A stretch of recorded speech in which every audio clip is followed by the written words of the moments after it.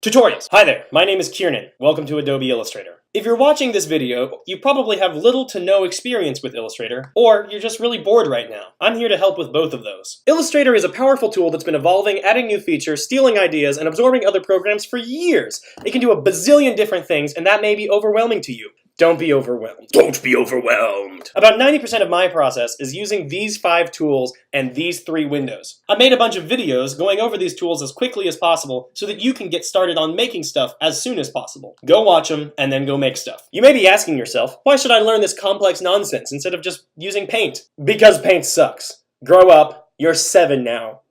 You're basically a man. If you don't have all the funds to cough up for Illustrator, there are lots of free apps that work pretty well and include many of the same features and even other things. What about Photoshop or InDesign? I'm actually better with one of those. Well, you can do that. Most Adobe apps can basically use for anything. If you're doing something with a photo or are trying to keep a hand-drawn or painted feel, you should probably use Photoshop. If you're making a document or anything that has more than, I don't know, like 10 lines of text, you should probably use InDesign.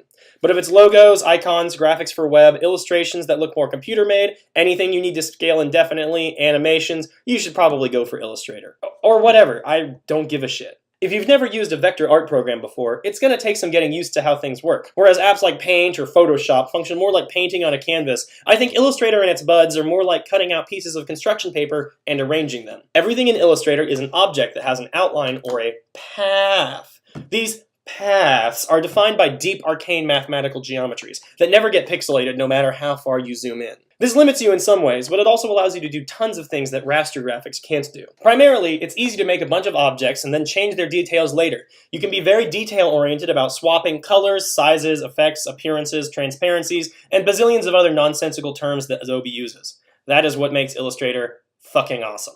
If you want to learn graphic arts, all you really need to do is to keep making stuff. Try to draw a cat, a gear, a leaf, your fucking best friend. Just stop watching YouTube and go fucking make the thing! Just do it! You're welcome. Ridiculous.